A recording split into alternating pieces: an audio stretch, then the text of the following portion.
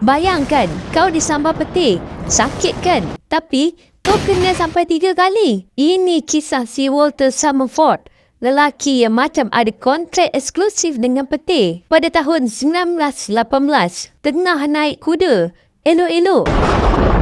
Petir bagi hadiah, lumpur dari pinggang ke bawah. Kuda pun trauma.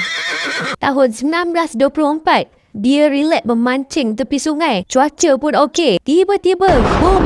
Petir sambar pokok. Pokok sambar dia. Dia lumpuh lagi. Belah kanan kaki dia pula. Nak lari pun tak boleh dah. 2 tahun lepas tu, dia meninggal dunia. Sedih kan?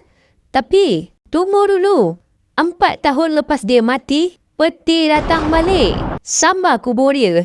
Sampai batu nisan pun pecah tau. Petir ni macam ada unfinished business dengan Walter ni. Kesian si Walter. Jadi, apa pendapat korang? Komen di bawah.